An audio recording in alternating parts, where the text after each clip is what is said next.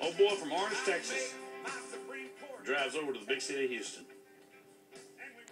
Brings me some bottles of a whiskey. What does it say, Ramon? What does it say? Troubadour blended whiskey. Troubadour, that's kind of what I am, a troubadour, off air. Limited batch, number one, the first one off the press. He saved, ooh, that smells good right there. He saved the very first one right out of the still. The first one off the, right out of the still. The original Texas Legend Distillery Troubadour blended whiskey. Bottled in Orange, Texas. Home of who, Ramon? Shirley Q. Liquor? Who else? Janis Joplin? No, it's Port Arthur. Good grief. No, you're Golden Triangle District. Trace Atkins? No, good grief, not Trace Atkins. Bum Phillips, show some respect. Home of Shirley Q. Liquor, Bum Phillips, and the birthplace of Michael Berry. That's where I was raised. Right here.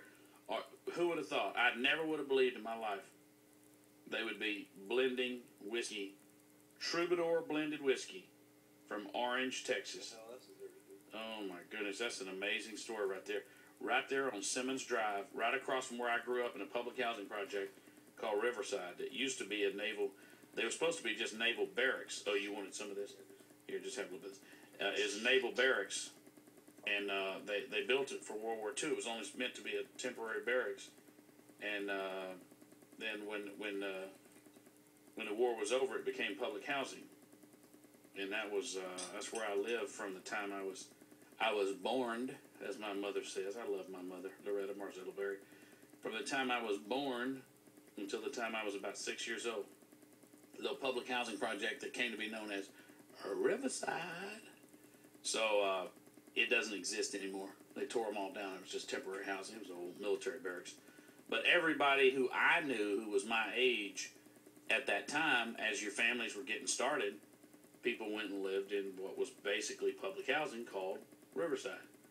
Now the land, they'd let the land go, and this guy, he bought some land right there in the old public housing project on Simmons Drive, and he's bottling, distilling whiskey in Orange, Texas. For those of you not in Texas, let's just say it's a little bitty podunk town on the way to Louisiana, last town on the way to Louisiana, and this is an amazing thing that they're doing this. Amazing things. And what's so funny is the land where he bought this, that he bought to put this still on Simmons Drive in Orange, right off I-10, if you're going from Houston, Louisiana. So for those of you from Baton Rouge, as you're coming into Texas, you come into Orange, and the first exit, if you exited and turn left, headed south, you'd head down Simmons Drive, and you'd see Troubadour blended whiskey. Love the story. It's a great story out of Orange. But who would have thought they were going to blend whiskey out of Orange, Texas, my little hometown? I'm so proud.